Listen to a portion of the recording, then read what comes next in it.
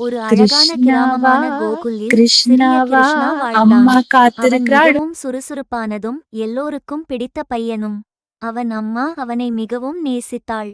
கிருஷ்ணாவுக்கு வெண்ணெய் மிகவும் பிடிக்கும். ஆனால் அவன் வீட்டிலேயே சாப்பிட மாட்டான். அவனுக்கு என்ன பிடிக்கும் தெரியுமா?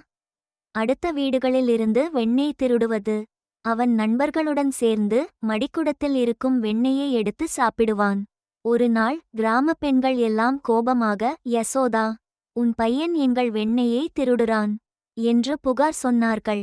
யசோதா கிருஷ்ணாவை அழைத்தாள். கண்ணா, இது உண்மையா என்று Kanna, கேட்டாள். is this Krishna true? பெரிய கண்களால் Yashoda, பார்த்து, your நான் boy இல்ல is அம்மா, stealing butter. நான் எதுவும் Kanna, செய்யல is this true? என்று சொன்னான். butter அவனுடைய tastes முகத்தை better when it's பார்த்தவுடன் shared. யசோதா சிரித்துவிட்டாள். அவனுடைய சின்ன குறும்பு எல்லோருக்கும் பிடித்திருந்தது. கிருஷ்ணா சாதாரண குழந்தை இல்லை. அவன் ஒரு தெய்வம். அவன் குறும்புகளாலும் அன்பாலும் அனைவரின் மனசையும் கவர்ந்தான்.